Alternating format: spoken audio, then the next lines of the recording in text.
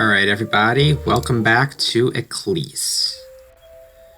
So last time we finished the first half of Ancient Egypt Part 1, and we're going to finish the second half of that today. Because the world especially takes a little while to get through with all of the tutorials that are kind of unremovable. But let's start with 1.6, and here we get to use our newly unlocked plant. User Dave, we have a problem at hand. The National Plants Organization is suffering from a shortage of plants.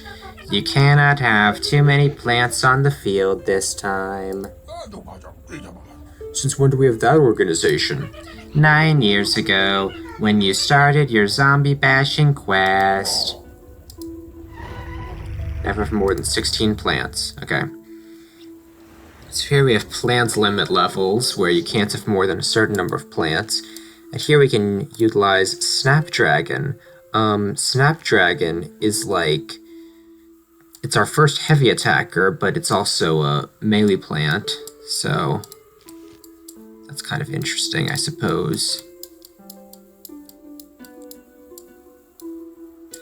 We can't mix it with Snow Pea, though, is the thing. Because the Snapdragon's fire melts the Snow Pea's chilling abilities, so gotta be careful of that. But with a 16 plant limit, that's usually not a problem. Unlike in vanilla, you're not going to see these objectives, too frequently. I'm particularly thinking of those back-to-back-to-back levels in Pirate Seas, where you have to produce sun multiple levels in a row. They definitely designed everything a lot better in general in ECLISE compared to most vanilla levels. Now, if we're talking about ECLISE Alpha, that's probably a different story, but that is in fact a different story.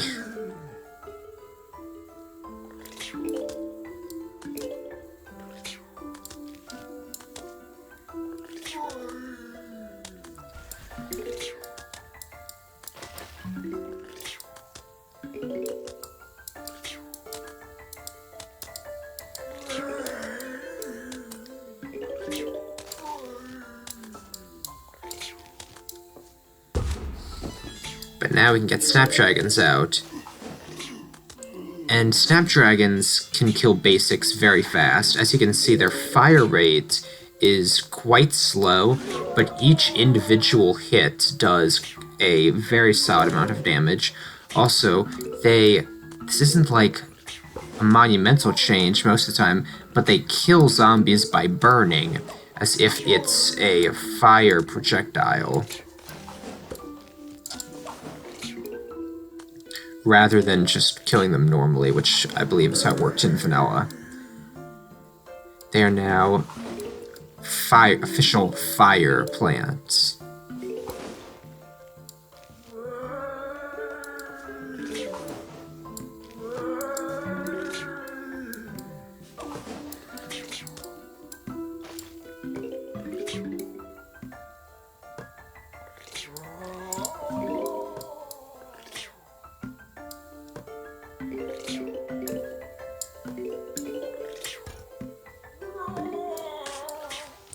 Now, Coneheads need a little bit of extra encouragement in order to die to a Snapdragon. But, like, one Snapdragon alone is not going to kill a Conehead. 2 will kill it. A Snapdragon with another attacker, such as Bloomerang, is going to kill it. This guy might kill our Snapdragon just because it's... no, okay, we got him. Sometimes those Explorer zombies can have really good range, because they kill plants in front of them.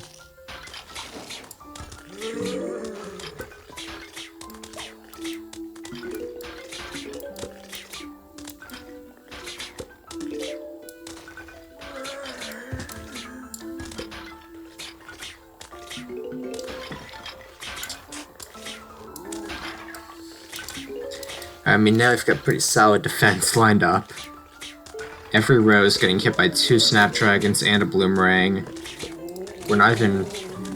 Bloomerangs alone do pretty high damage, so we're not even seeing, zombies reach the Snapdragons most of the time, because a Bloomerang alone can kill a Conehead zombie, I think.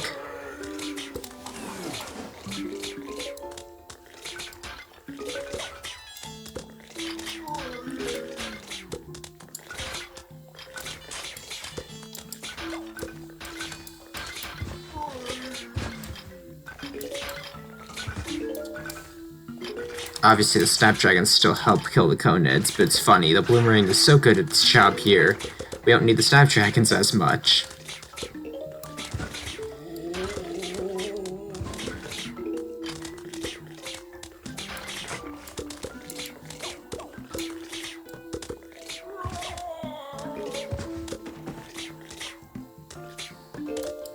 Snapdragons also, as you can see, they take a minute to react to stuff.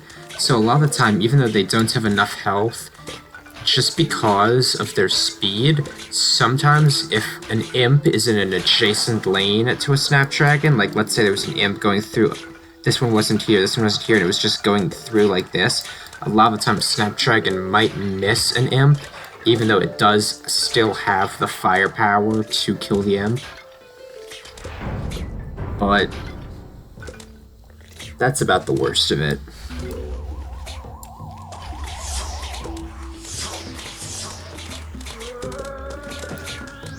Also, you might notice that those sandstorms did not make it very far onto the lawn. And that is because of,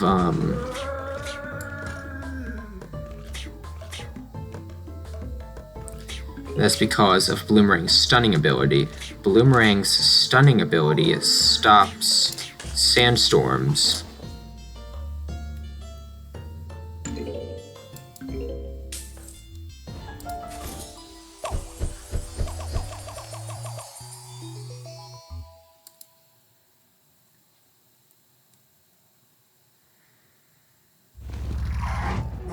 Ouchie, dust in my eyes. Seems like the zombies can utilize these sandstorms to get through our defense quickly.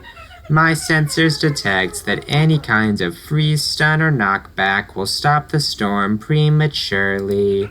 We'll still need to be cautious, however. My eyes! See, now my head is off in security breach land again.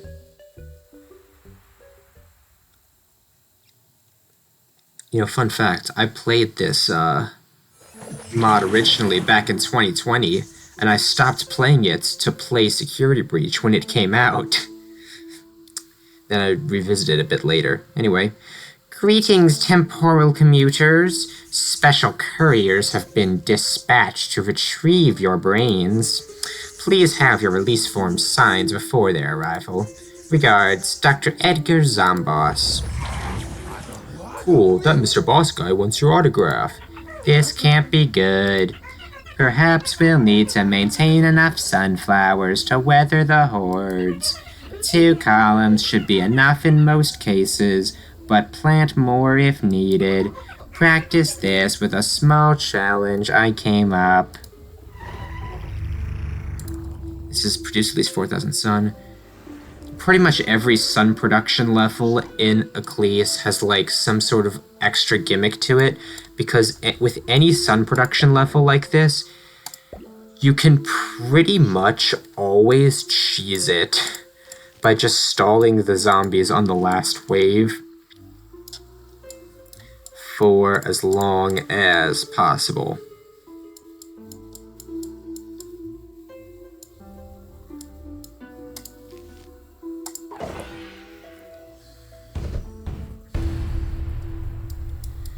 But that's not really important for World 1, so yeah, you know, we actually get to play with Sunflower, and we could theoretically cheese this, but it's not too hard to produce 4,000 sun by the end of a level. Like, that's not too unreasonable of a task. There is a helicopter flying over me right now. Don't know how audible that is to you, but...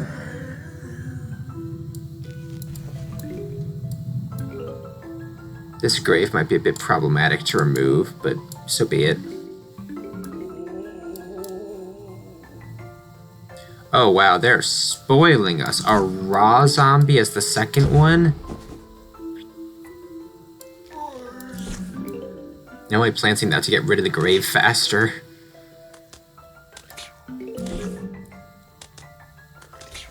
Oh, you're spoiling us today.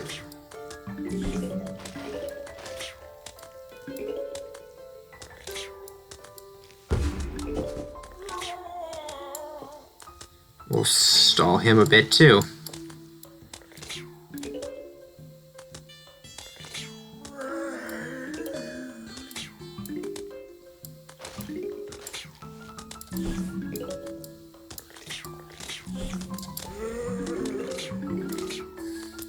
Yeah, we can definitely produce 4,000 sun.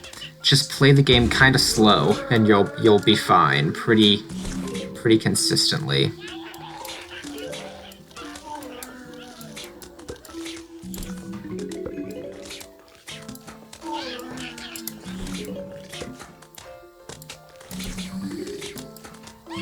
Okay, our bases are covered for the moment.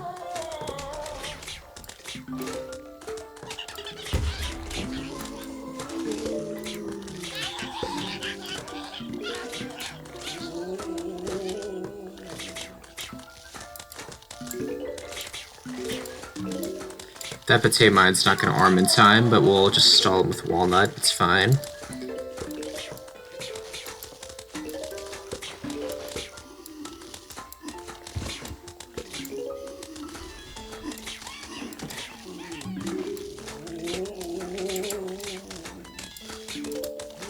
As long as we're just able to plant sunflower off of recharge, we're fine.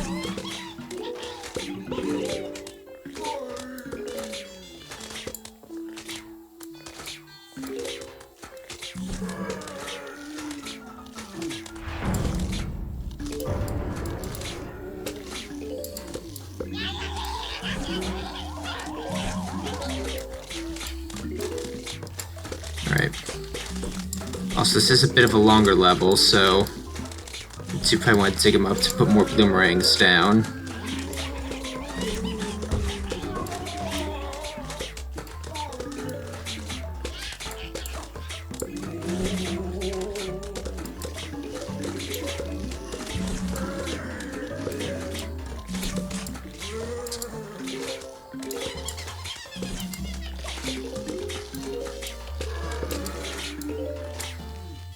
Actually, we can use Cherry Bomb tactically here.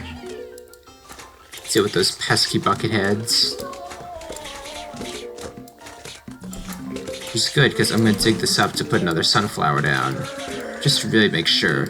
I mean, honestly, this is complete overkill. We're already about to hit the sun goal, and we're like 3/4 of the way through the level. There we go, we've made enough sun.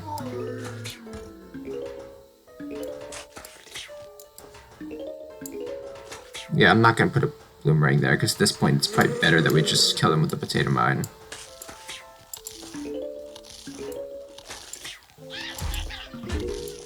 Oh. Whoa. Scary.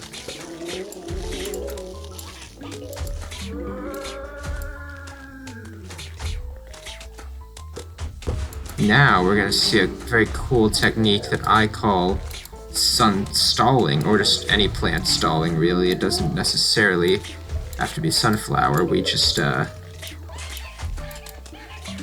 want to stall him until that potato mine can arm. Oh. Unfortunately, the imp made it through unscathed, and I'm gonna have to replace that bloomerang.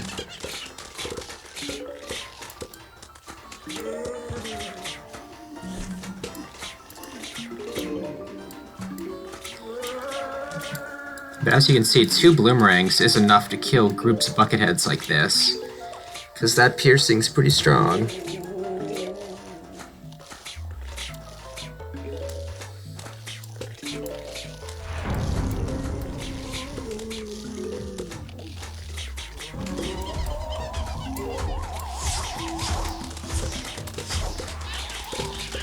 Oh, come on.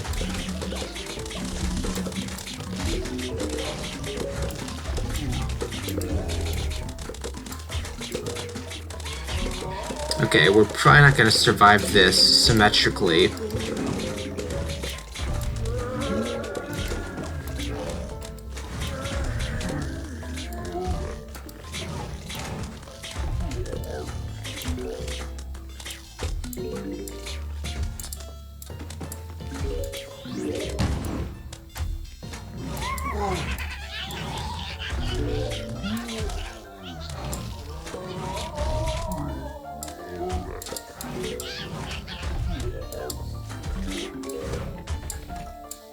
There we go. And that's how you stall Gargantuars, ladies and gentlemen.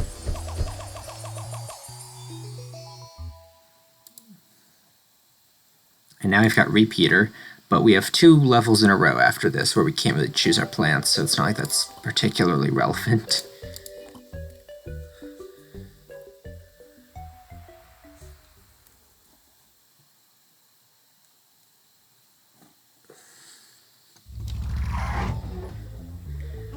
Another conveyor challenge is up. Remember to try to maximize the usage of all the given plants. If you can't use anything effectively at a moment, you might want to save it for later. Alright.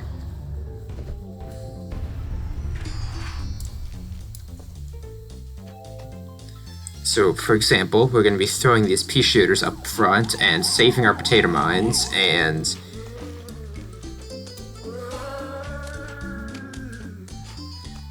trying to make better usage of Repeater and Snow Pea, which we should get one day.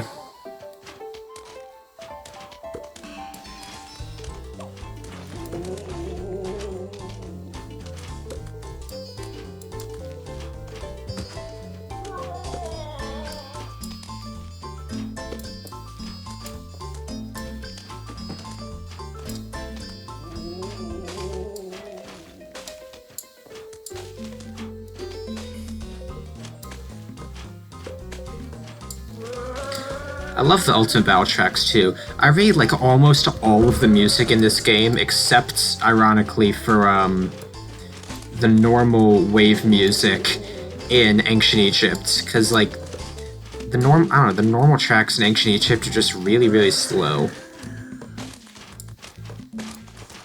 But generally, I love the music in this game, even if all the Ultimate Battle and Demonstration minigame tracks are practically the same, just with different instruments.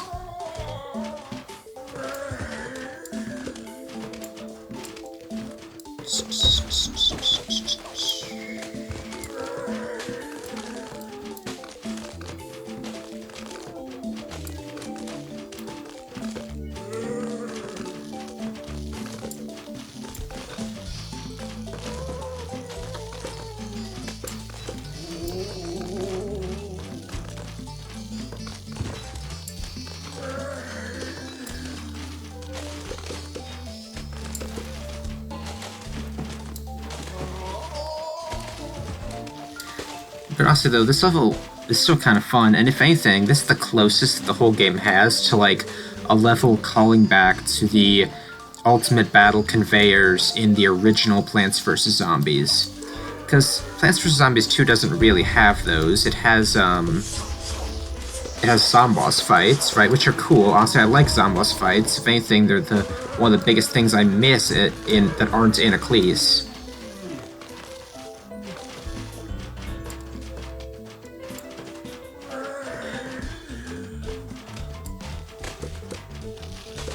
Okay, well that was a mistake on my part.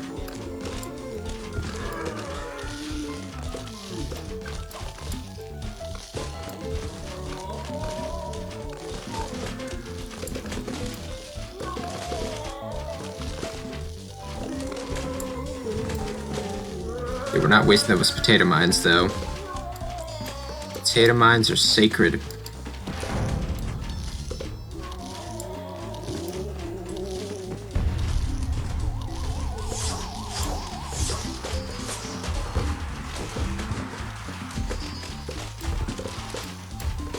And it took us this long to get 5 snow peas. Alright. This guy should take a pretty hefty beating, so, like, eventually...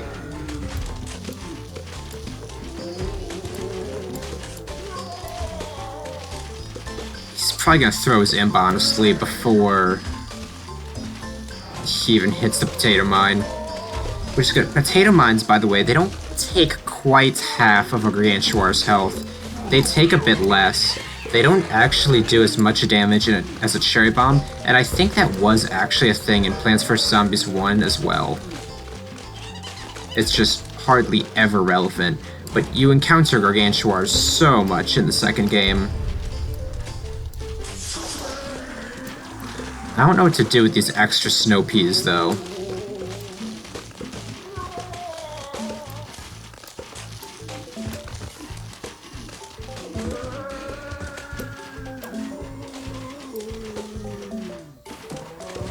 Let's just see how much that potato mine can take out. Pretty good.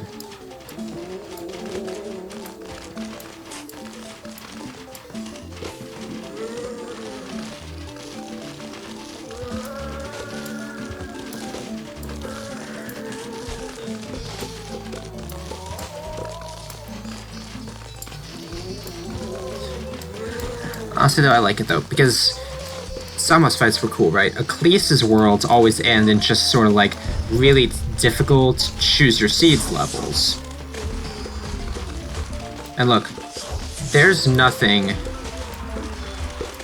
that's, you know, inherently wrong with difficult choose-your-seeds levels, but, you know, this level in particular just feels like a nice callback, and I appreciate that.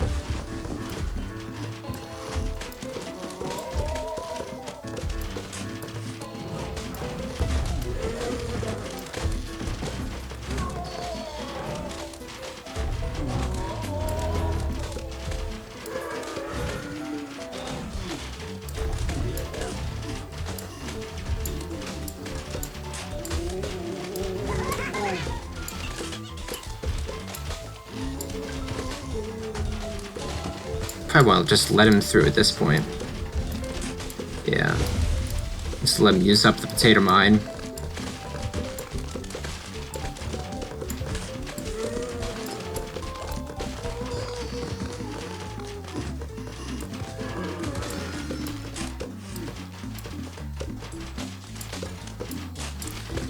Alright. Pretty cool level, honestly. I think it's about to finish. Also, I didn't even comment on this. These are Pharaoh zombies. They're tougher than a Buckethead, and this isn't relevant now, but their armor doesn't count as headgear, meaning that, you know, poison doesn't just, like, cut through it. So, also, that conveyor belt filled up so fast.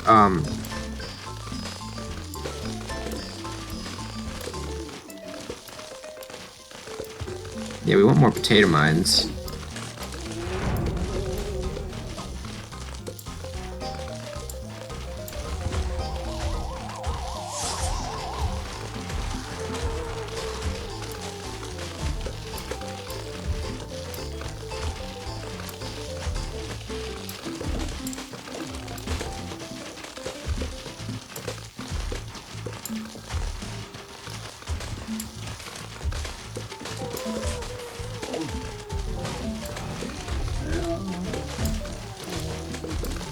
At this point, they're all stacked up, so probably have a pretty satisfying conclusion to all this.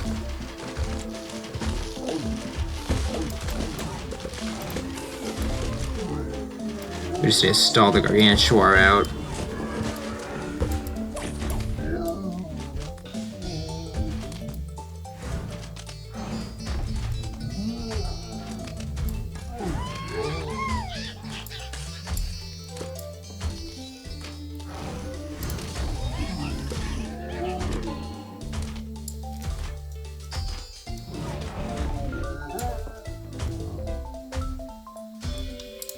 Alright, make sure that we actually kill him, though.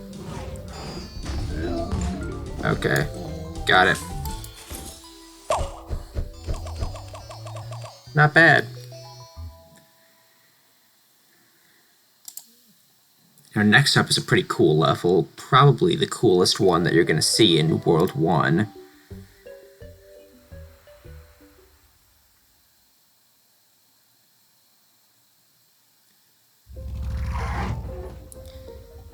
This level is a locked coordinate in time. You must take these plants to win. Otherwise, you risk distorting reality. Never distort reality. You'll pull something. So, this is the first locked and loaded level of the game. And these levels are always interesting because they make you play the game sometimes in very different ways. When you can't choose your plants, like this. So, the objective of this level isn't too hard to figure out. Basically, we want to save these potato mines for these strong zombies.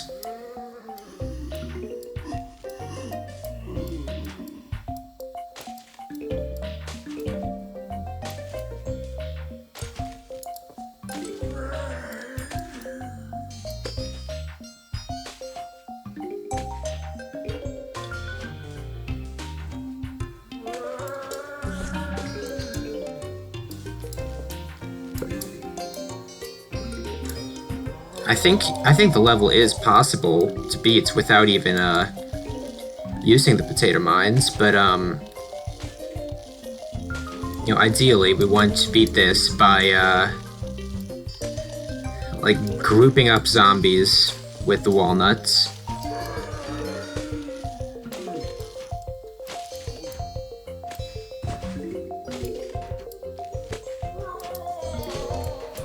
Using the snow peas to filter out the weak zombies, and letting the potato mines kill the strong zombies.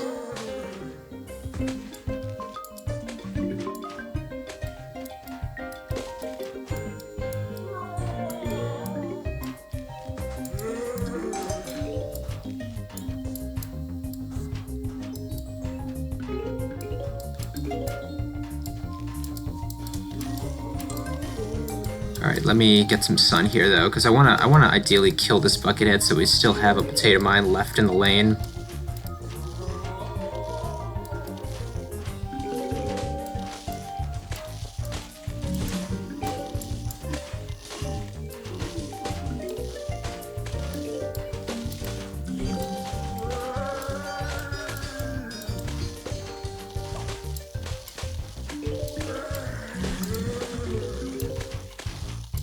Okay, see, when they group up like this, that's ideally when you want the walnut to get eaten.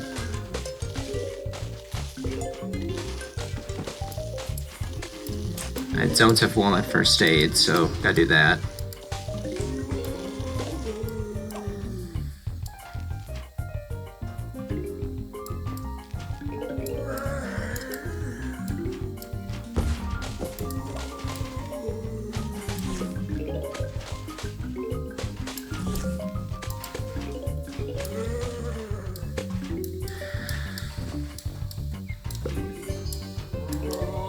But yeah, cool gimmick levels like this pop up pretty often in ECLISE, and they're usually always one of my favorite parts. Oh,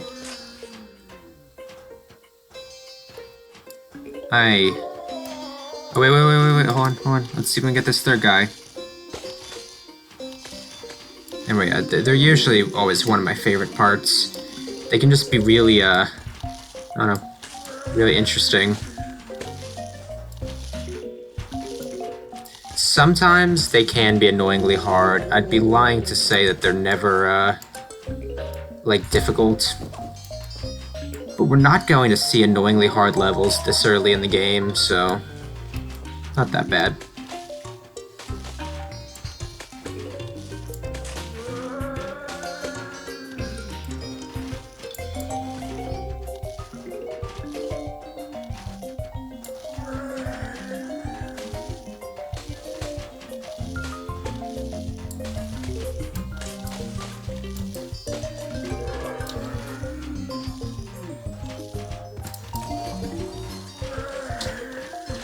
So now we've just got pure snow pea firepower raining down on the zombies.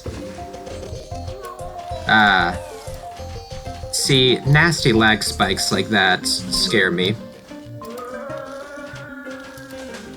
That's why I'll continue to play with the fast forward button off most of the time.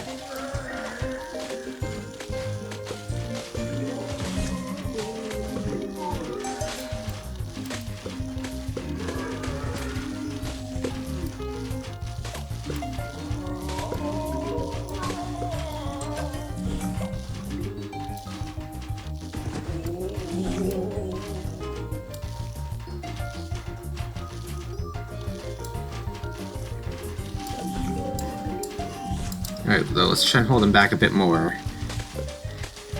See what kind of hordes come in on the last wave.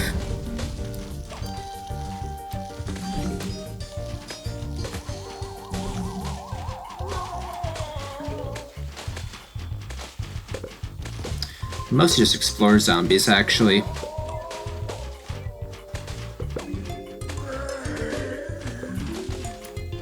Want to just let these guys through?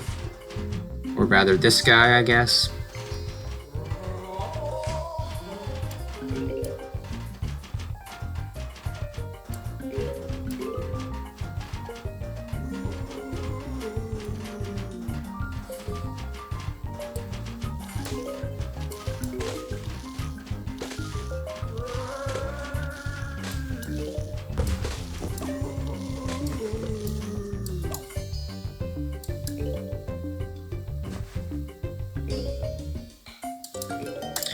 And now we have iceberg lettuce.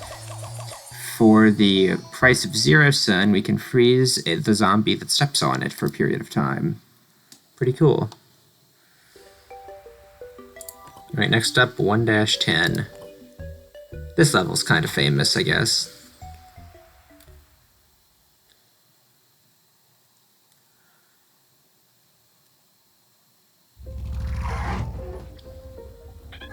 Sometimes you'll need to tread lightly around the zombie hordes. Try to wait until you have a good enough defense instead of attacking the zombies right away. Potato mines and icebergs are excellent for that, and you'll get more plants like these later on.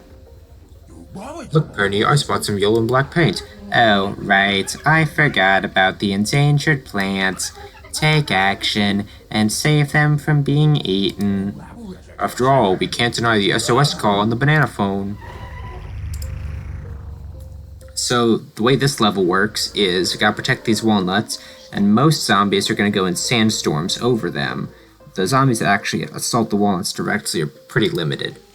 But you should not use Bloomerang on this level, because if you stun a sandstorm zombie on top of a walnut, that's not a good thing. So definitely want potato mine, iceberg.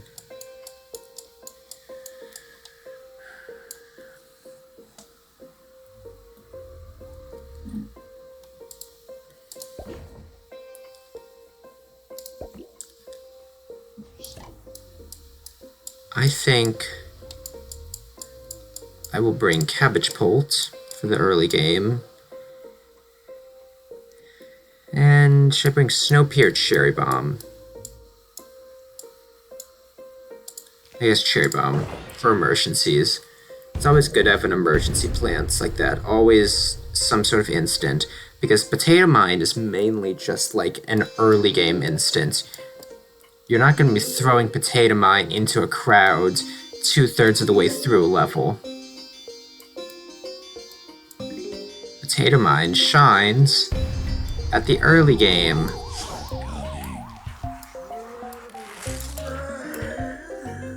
That should keep him in place for a while. Now, iceberg lettuce is actually buffed in this mod. Iceberg lettuce now has a little chill duration after it freezes a zombie.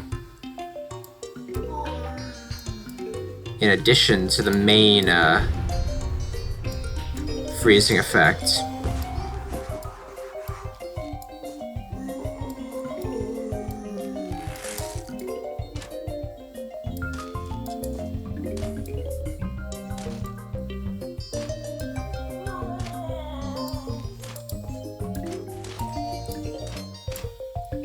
See, like, that didn't happen. In vanilla, when a zombie would unfreeze from iceberg lettuce, they just, immediately start walking again.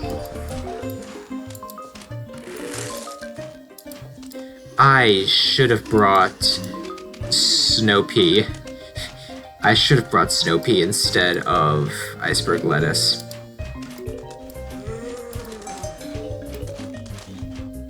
Because we're able to clear the graves pretty fast.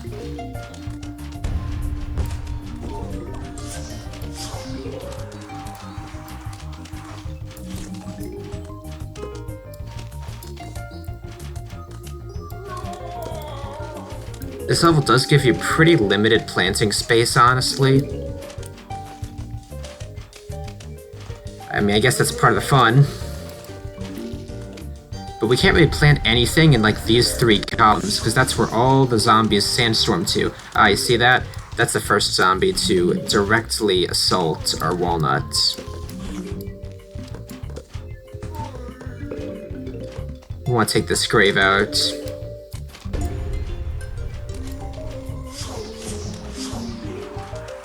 Like, this wave's gonna be over immediately, and then the next wave comes. Alright. I'm gonna start putting sunflowers over here.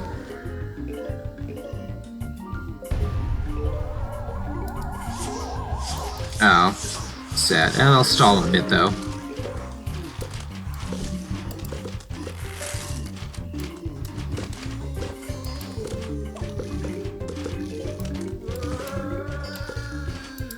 I just figure most of the time you're gonna see,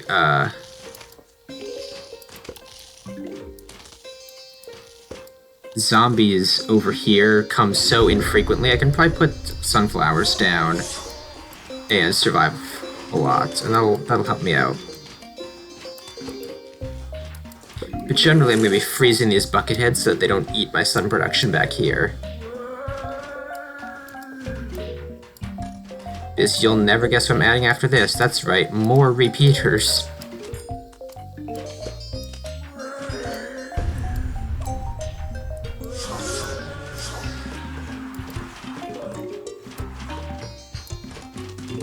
I will say though, I've now played this level enough that I officially am pretty much, I think, a certified 1-10 expert.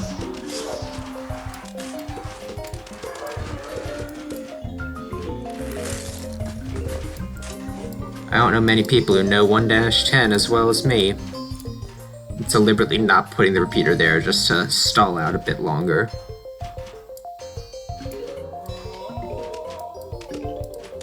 And I think the trick is that armor doesn't count towards wave HP.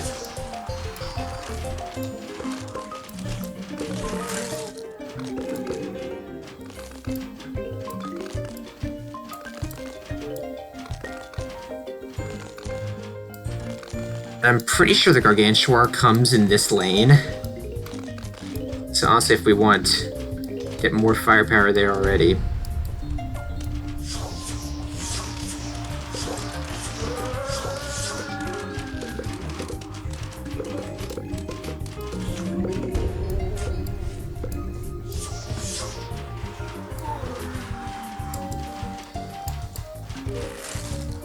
Repeater, as we'll find, is a very, very good attacking plan for these early worlds. The whole thing is that ECLISE and most mods in general are based around Repeater instead of Pea-Shooter. Repeater is considered like the default attacking plant most of the time.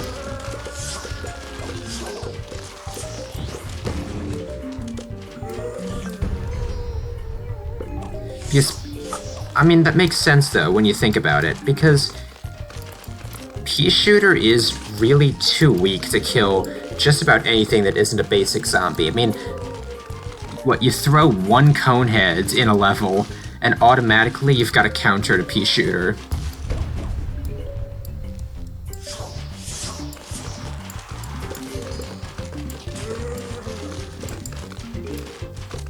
At this point, we're hardly able to keep any sunflowers up in the front, or back here, rather.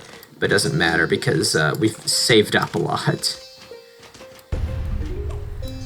Alright, when does the Gargantuar come?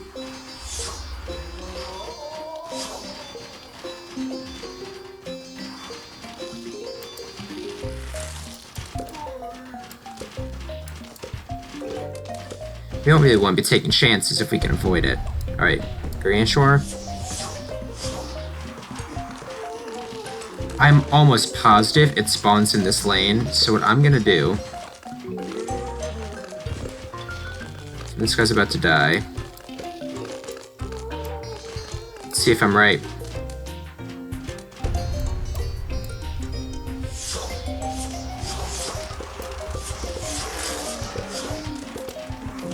I'm sorry, I just really didn't want that potato mine to go to waste. Oh no. Okay, so it's kind of random lane spawning. I guess the last time I played this, it spawned in that lane, but it is in fact random lane spawning. Well, that's cool now. At this point, we should be about done with the level.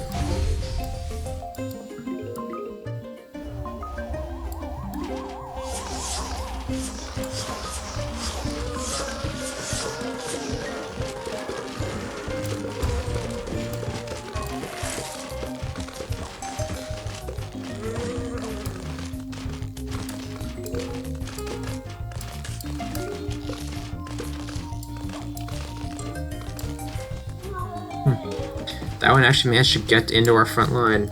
Impressive, Pharaoh Zombie. You did what the Gargantuar couldn't. Well, ladies and gentlemen, that's Ancient Egypt Part 1.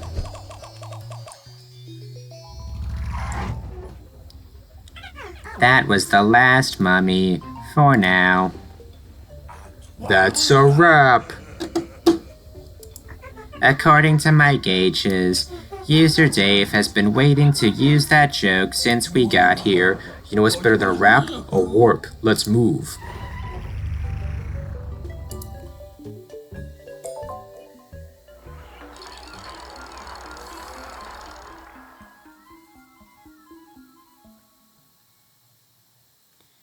Well, now that we've left Ancient Egypt, welcome to World 2, Lost City.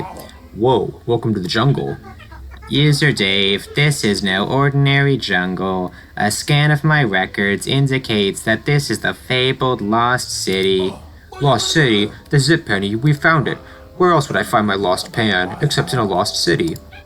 Your continued fixation defies all logic or reason, User Dave. I also like how, I just noticed this kind of, they've kind of just abandoned the plot line that Dave wants to eat his taco again. Because that's where the whole plot of Plants vs. Zombies 2 normally stems from, is that Dave travels through time to eat his taco again because the hot sauce was that good.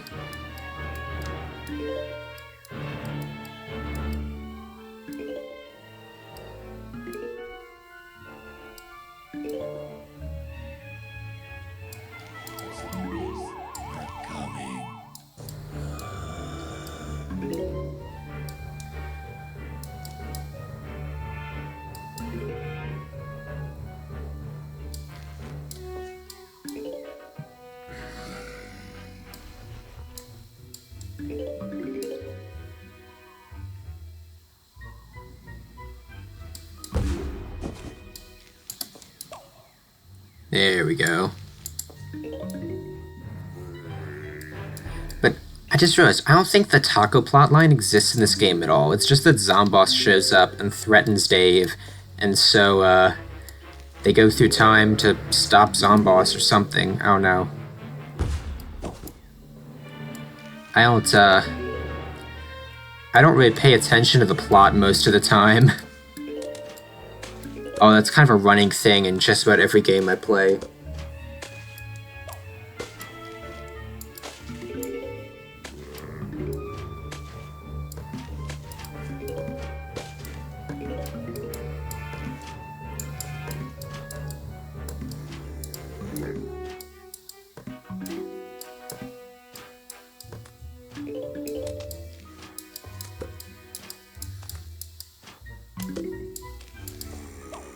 Also, I like this. This is the only level in the game where this is the case. For some reason, they decided to include lost pilot zombies in this level, but they just walk onto the lawn normally. They don't parachute in, which is like the main mechanic of lost pilot zombies, is that they parachute in to the lawn in the parachute rain ambushes, which I'm sure you'll see in the next Lost City level, which I'm almost know you'll see in the next Lost City level.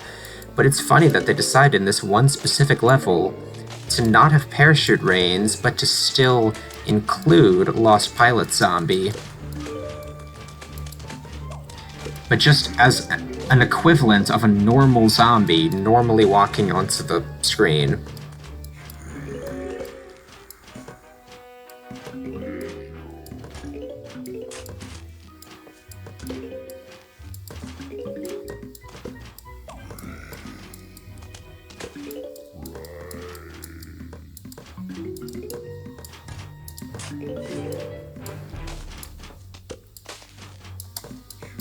Alright, well, we're almost done with this level.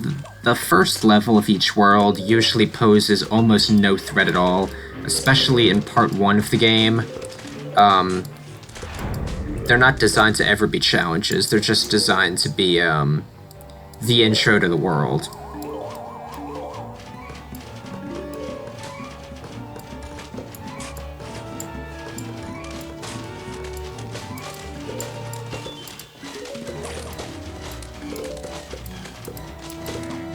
I like the final wave music in Lost City, it's very nice.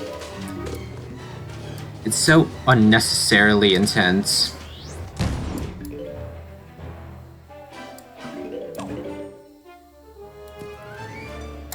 And we unlocked Bonk Choi. But see, we beat 2-1, which means we're gonna get a secret level after this. This secret level being probably the first, difficult level in the game. Although, since I picked up that sprout, I think I'm gonna have to do a Zen Garden tutorial real quick.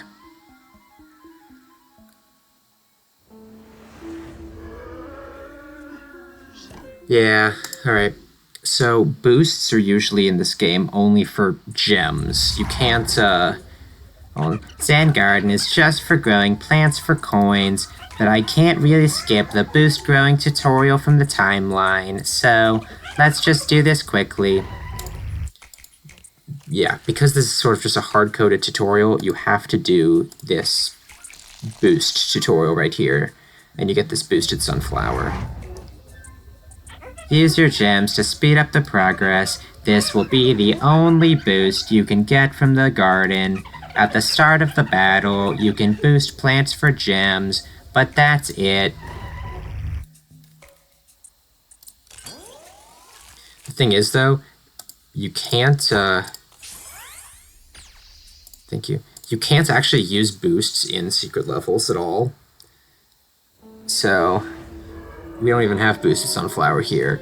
But for 2-2, we'll have boosted sunflower. Not that it matters that much, considering 2-2 is not really going to be a problem. But this is the first level of the game where I'm actually going to have to think. Although I've played it enough that I pretty much know exactly how to do it, although I might mess up on the execution of this. We'll see.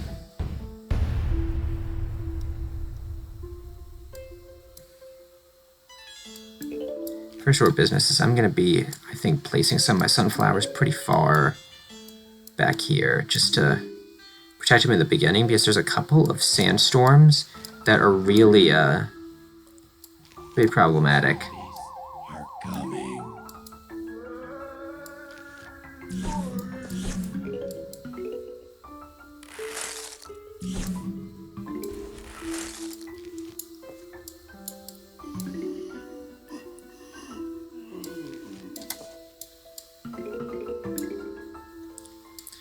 So yeah, as you can see, the first wave of this level, it's already ramping things up a pretty good amount.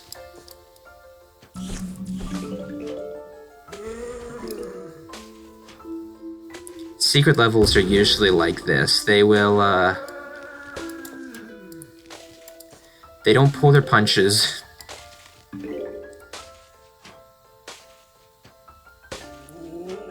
So he's chill to put that down. I think there's a sandstorm guy that comes really far up here. I don't know, it's...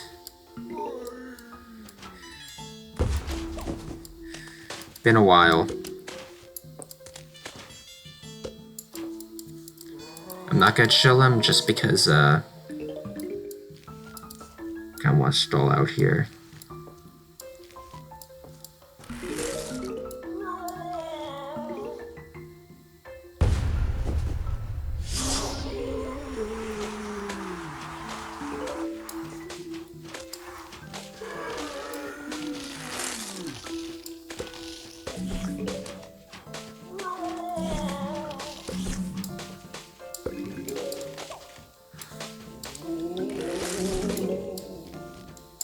As you can see, we might run into some problems here.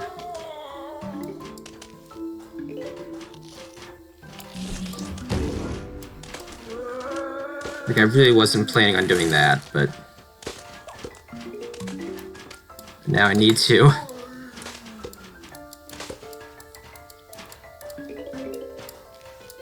This is actually going to be pretty bad, I think, because we haven't really produced a lot of sun.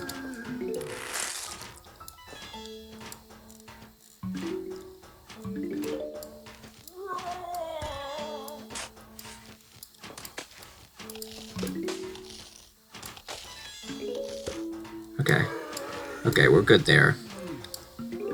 Thank God.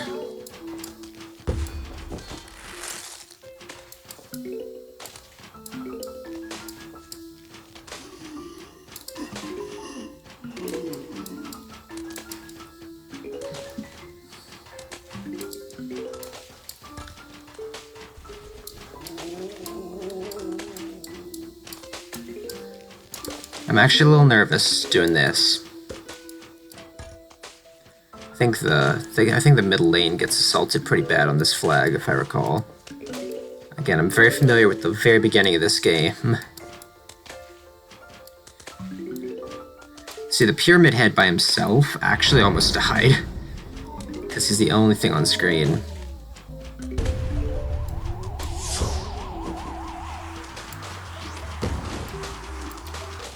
Yeah.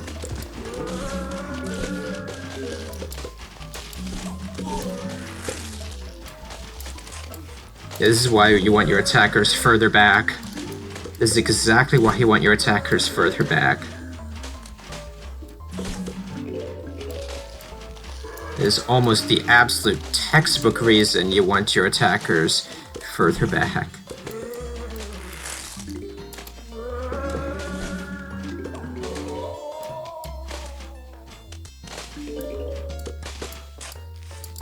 But I think that's really the hard part of the level done. A lot of the time in levels like this, you'll find that the early game is the most difficult part. And I think a lot of ECLISE in general, the early game is the hardest part of many levels. Getting a good setup can be pretty tough.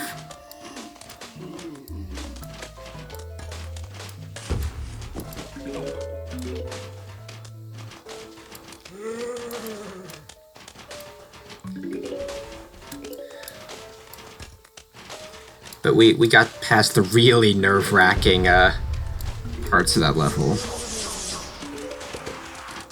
Oh, and thankfully their torch doesn't appear to work while they're in a sandstorm. They have to actually,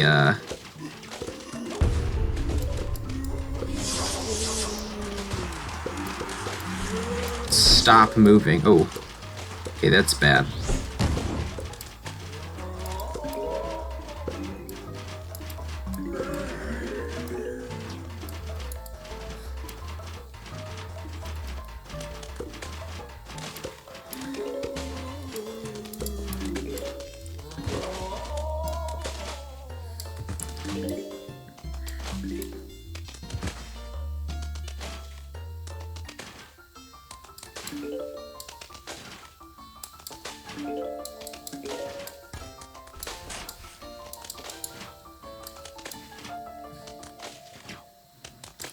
I think at this point we're pretty much set though. Oh, and as you can see there, yeah, that's how much health Pyramid Heads have. They can tank potato mine explosions. Not to be messed with. But generally, this level could be made a lot harder if you just made the waves very dense, but because the zombies in here are just kind of sparse, it's really not that bad, again, except for, as you could tell, the early game was a little bit much. I had to actually lock in there.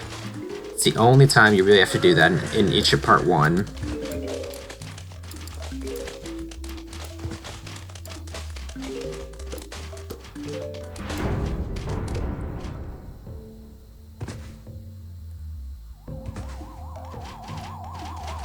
Oh yeah, the Fine Wave just spams a bunch of torchlights. Probably gonna lose some, yeah.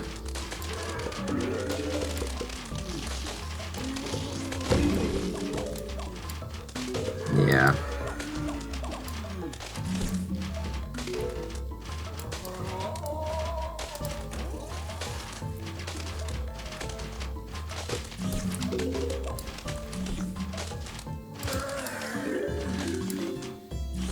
Is he even gonna step on it? Nope, okay. That was S-2. Not that bad if you know what you're doing.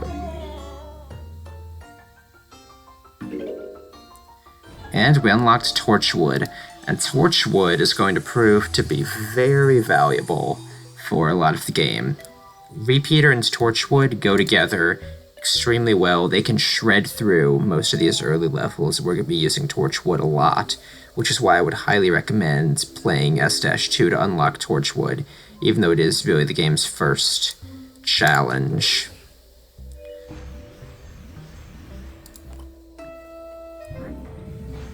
As you can see, we've beaten Ancient Egypt Part 1, and now it's time to move on to Lost City. We'll be doing that next time. So for now, I bid you farewell, and I will see you in the first part of Lost City.